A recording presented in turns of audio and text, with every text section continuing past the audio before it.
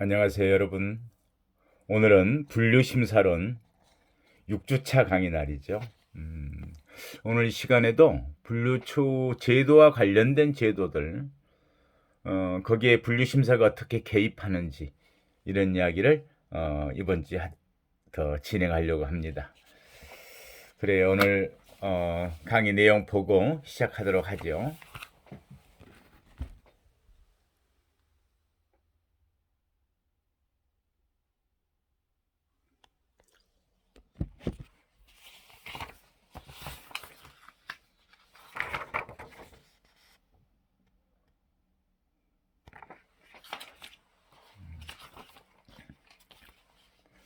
우선 여러분들 이름을 좀 불러보고 시작하겠습니다.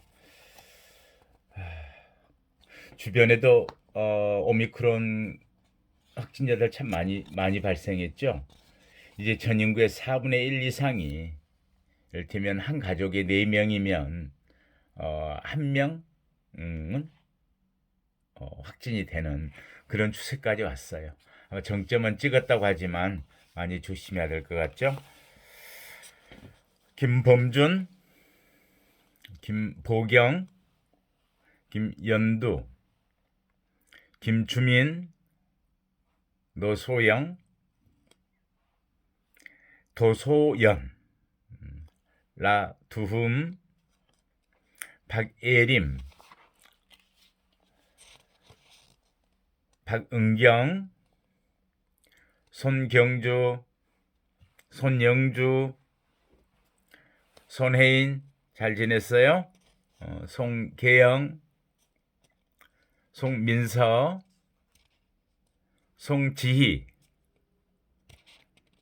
신지우, 안지영, 안희정, 양은서, 엄지혜. 지혜는 뭘 준비하고 있나요? 4학년 되니까 바쁠 텐데.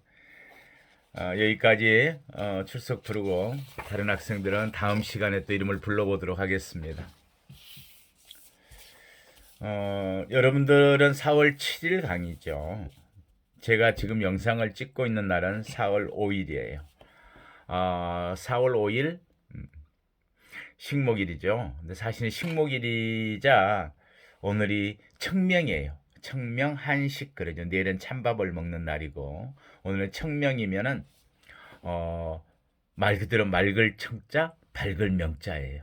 맑고 하늘도 맑아지고 따뜻해지고 밝아지는 그런 시절이죠.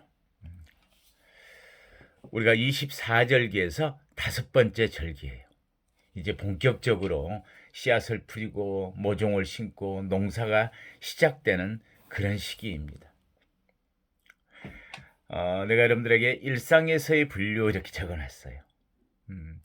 뭔가를 분류한다는 건 어떤 유형별로 나누는 거고 또 어떤 성격들에 서 규정 짓는 거고 특성대로 그리고 어떤 필요성에 따라서 나누는 거죠.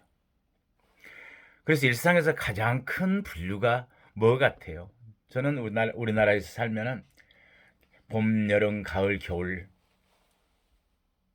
계절을 나누는 것. 계절마다 할 일이 있죠. 어떤 필요성들이. 뚜렷한 차이들이 있고. 그리고 이제 방금 이야기한 청명은 절기를 나누는 거죠. 어떤 절기들.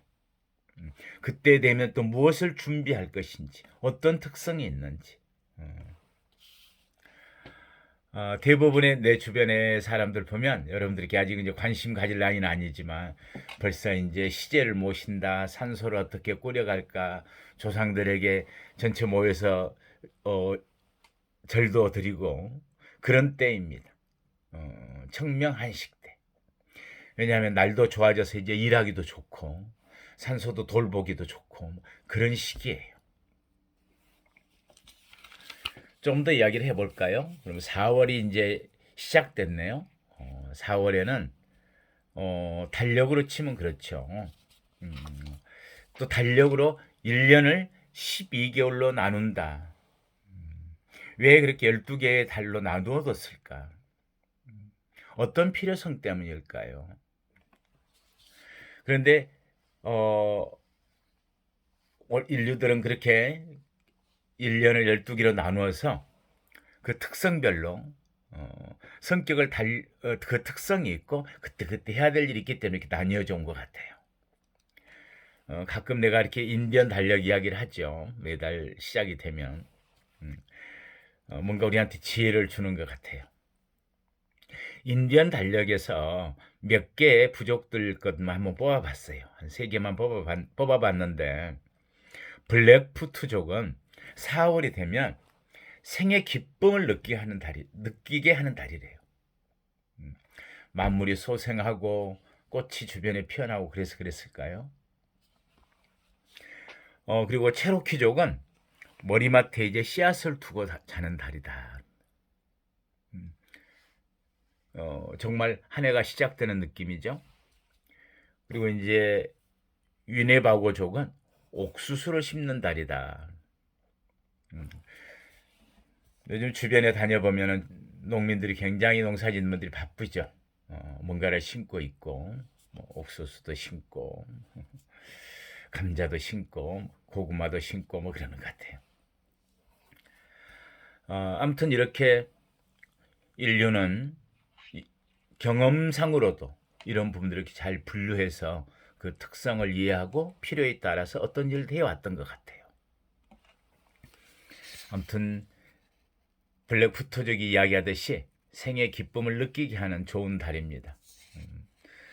좋은 일들이 많았으면 좋겠어요. 개인적으로 살아오면서 그런 느낌이에요. 행복은 강도가 아니라 빈도다. 무슨 말이냐면 어떤 일이 갑자기 나한테 큰 행복이 선물처럼 찾아와 주는 게 행복이라기보다는 내가 조그만 즐거움을 찾아낼 줄 아는 것. 작은 즐거움들이 일상의 작은 즐거움들을 만들 줄 알아야 뭔가 늘 행복을 더 많이 가질 수 있는 그런 삶이 되는 것 같아요. 아무튼 이제 서울에도 벚꽃이 피었다고 공식적으로 발표를 하고 날씨는 점점 맑고 따뜻해질 것 같아요. 하나 참 교정에 관련된 이야기를 제가 적어놨죠. 에콰도르에서 교도소 폭동이 지난달에 있었어요. 우리는 분류심 사람에서 굉장히 이런 부분들이 관심을 가져야 할 부분이에요. 왜 거기는 그 폭동이 계속 일어날까요? 교도소에 늘 교도소 예전에 3대 걱정은 화재, 화재, 도주, 폭동 그랬어요. 요즘은 대한민국 교정에서는 물론 화재는 늘 조심해야 되지만 폭동, 도주보다도 요즘은 자살 문제 또는 수용자들의 어떤 무분별한 또 남발하는 고발 사건 이런 쪽에도 교정의 문제의 성격이 좀 바뀌어지는 것 같지만 늘 예전부터 3대 교정사고 이러면은 화재, 도주, 난동 이렇게 들었었어요. 그런데 중남미에서의 폭동은 우리가 하는 어떤 폭동의 성격과 다른 것 같아요. 미국과 중남미 이쪽 가면 총기들이 늘 있기 때문에 그 위험성이 우리보다는 훨씬 커요. 이번에 폭동으로는 12명이 사망하고 10여 명 이상이 굉장히 크게 부상을 입었대요. 경찰이 800명이 투입되고 작년에도 에콰도르가 작년 2월 달에 4개 교도소에서 폭동이 났는데 79명이 사망했어요. 왜 그렇게 해결을 못하고 있을까요? 제가 보기에는 교정의 이념, 교정의 모델, 교정의 제도, 어떤 프로그램 이런 데 대한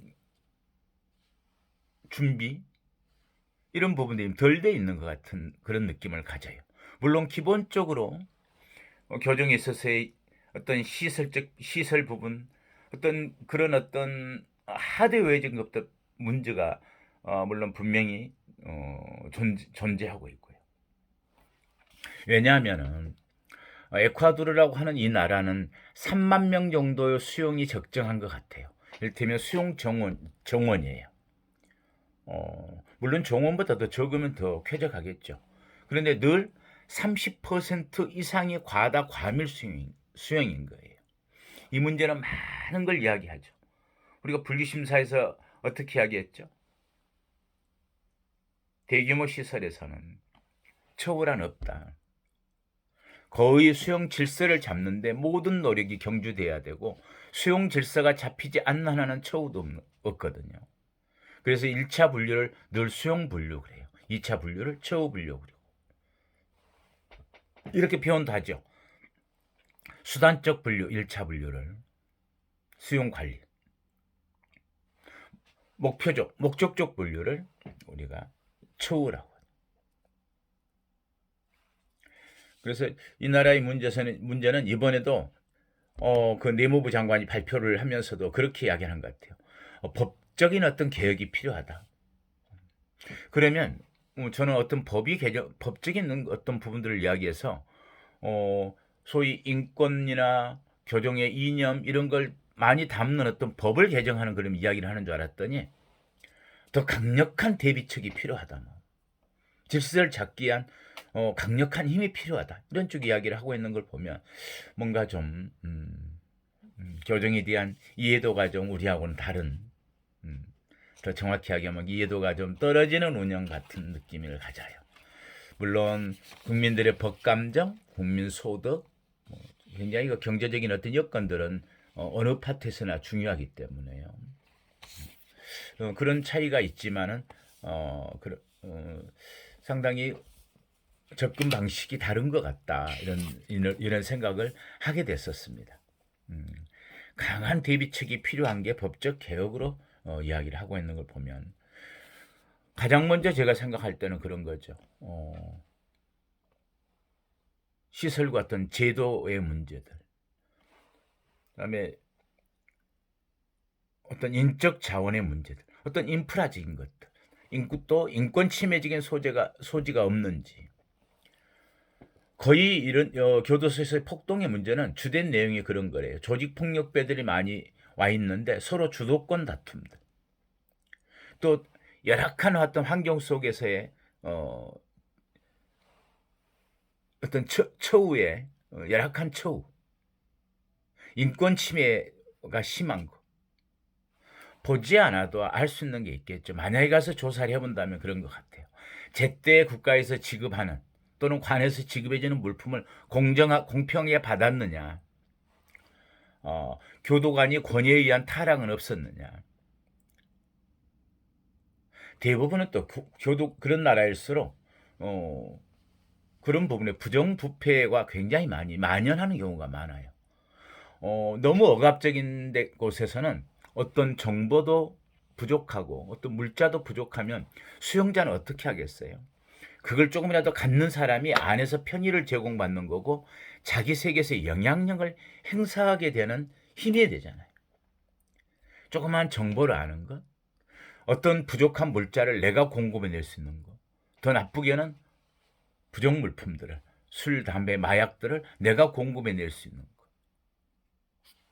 결국은 어디하고 커넥션이 되는 거예요.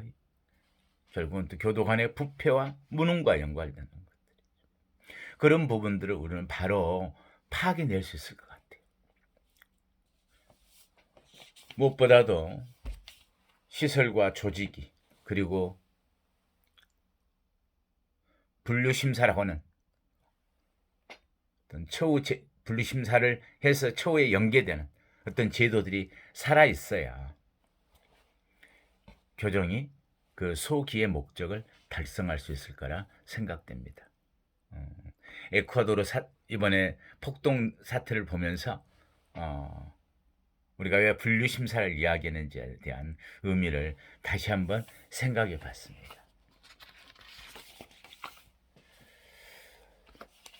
우리가 지난 시간에 단계적 처우 제도와 처우 제도가 분류 처우 제도와 어떤 관련성이 있는가라는 이야기를 했죠. 분류 처우 제도와 단계적 처우 제도는 어찌 보면 분류 처우 제도를 보다 더 운영상의 시스템상으로 단계를 뒀다는 것하고 같은 거예요. 분류가 갖고 있는 건 뭐예요? 개별 특성을 잘 파악해서 상응한 처우를 한다고 하지만 처우를 통해서 수용 질서와 처우와 인간적 구금 모든 걸 갖고자 하는 거죠. 그런데 단계적 처우 제도가 되려면 그 단계에 맞는 그 단계에 적합한 시설의 수준, 처우의 내용들, 그걸 운영하는 전문성, 이런 부분들이 준비되어야 한다고 했던 것 같아요. 단계에 따른 계급은 오히려 쉽잖아요. 누진 처우처럼.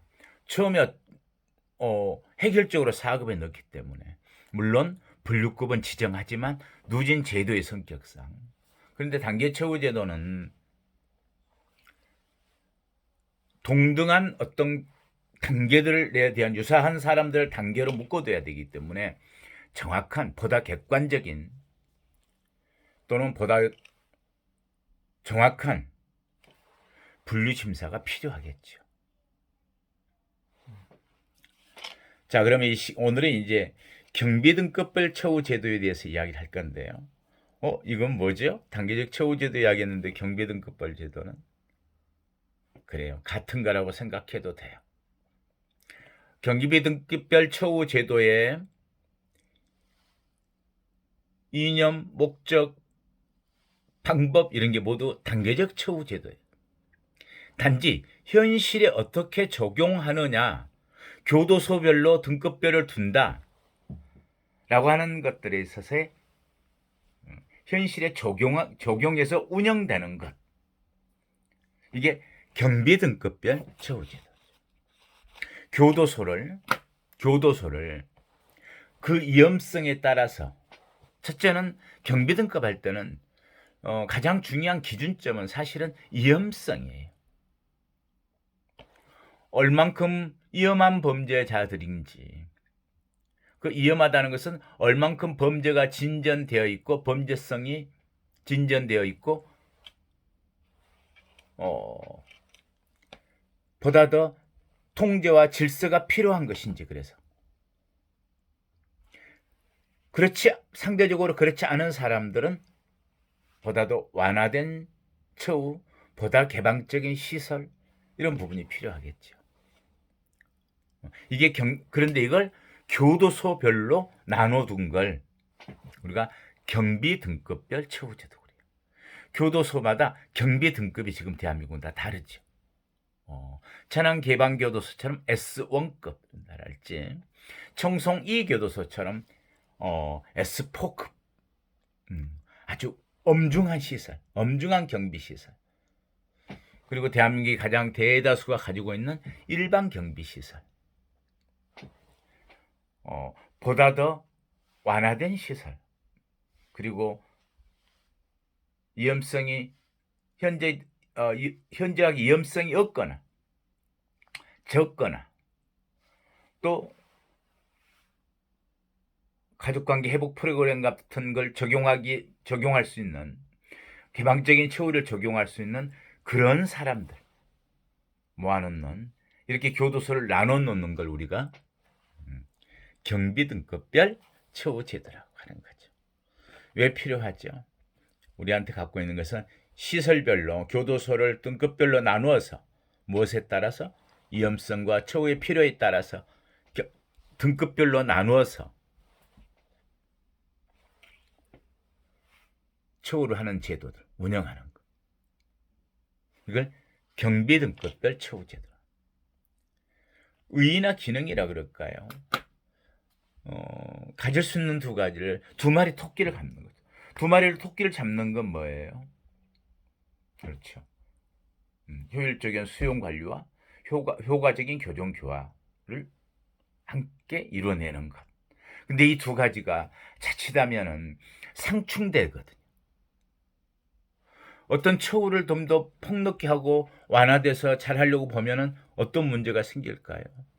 수용 관리에 허점이 나타나기 때문에 한쪽을 치우치게 하면 한쪽이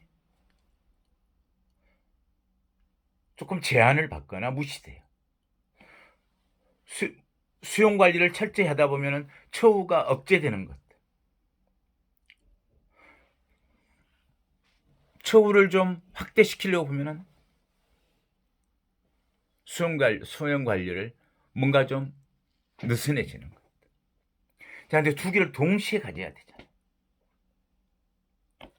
그런데 시설이 그걸 해준다면, 등급별 교도소가 기본적으로 어떤 프레임을 짜준다면 그 문제를 해결하기에 훨씬 효율적이겠죠. 그래서 등급별 교도소가 갖는 건 교도소를 등급별로 나눠서 처우함으로써 수용 관리와 개별 처우에 적정을 기할 수 있다. 그래서 그런 단계적 처우 제도의 내용이지만 그걸 교정 현장에서 전체를 운영하는 제도를 우리가 경비 등급별 처우 제도, 오늘날 대한민국에서 운영하고 있는 2008년부터.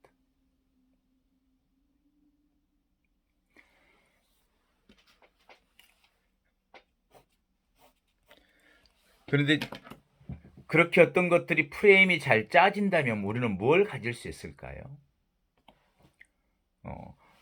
어떤 프레임이 이렇게 잘 짜져 있다면 적정한 시설에 수용자들 넣음으로써 당국은 뭘 가질 수 있을까요? 우리는 수용관리에 보다 더 효율적으로 할 수 있죠. 시설이 커버해 주니까.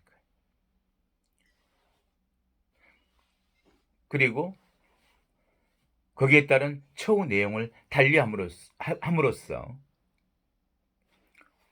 처우의 효과도 높일 수 있다.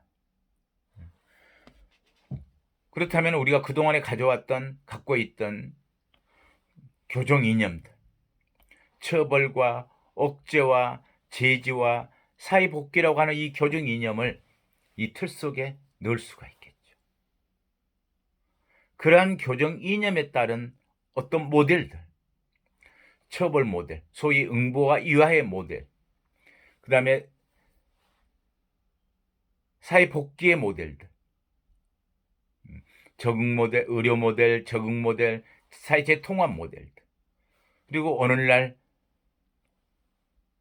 미국에서부터 1970년대부터 시작됐던 사법정의 모델 같은 것들도 그 틀 속에 넣을 수가 있겠죠.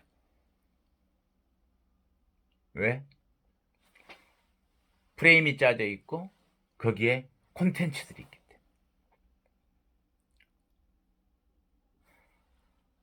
물론 그 사회, 그 국가, 그 시대, 그 나라의 특성, 여기에 맞는 정도의 운영을 할 수 있겠죠. 보다 억압적인지 보다 개방적인지, 완화된 처우인지 강제된 처우인지, 사회를 더 위할 것인지 개인의 인권을 더 존중할 것인지, 사법정의 모델 같은 경우에는 똑같이 그 틀 속에 넣을 수는 있어요. 삼진 아웃 되면은 계속 상습적인 누범자들은 보다 엄격한 교도소에 오랫동안 넣을 수 있고, 초범과 재범까지는 보다 더 완화된 시설로서의 사회 복귀에 더 노력을 할 수 있겠죠. 허용된 가석방이든 폭넓은 허용, 선시제도의 폭넓은 적용, 어떤 모델들을 갖다 두어도 프레임이 잘 짜져 있다면 가능하지 않을까. 그래서 모든 제도와 모든 인형과 처우 모델과 어떤 제도들도 단계적 처우 제도, 소위 등급별 교도소의 틀 속에 넣을 수 있는 장점이 있겠죠. 그런데 이렇게 왜 여태까지 이렇게 못했을까요, 대한민국? 이제서야. 벌써 그래도 이제 꽤 시간은 됐습니다만은 그동안에 못 해왔던 이유들은 교도소가 저 중남미처럼 과밀돼서 수용 질서에 급급한다랄지, 시설마다의 차이가 없다랄지, 처우 내용이 준비되어 있지 않았다랄지, 국민들의 법 감정이 허용하지 않는다랄지, 그걸 운영하기 위한 사회 문화적 배경 그리고 경제적인 뒷받침이 안 된다면 이뤄내기가 어렵죠.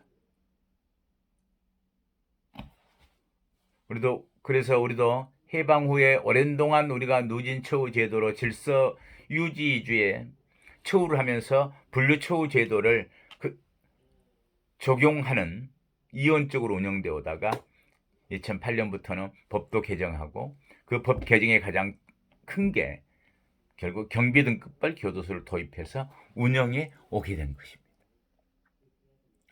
여기까지 내용을 잘 알겠죠? 자, 그러면은 경비등급별 교도소란 무엇이고 어떻게 적용되는지 그 이야기는 다음 시간에 하도록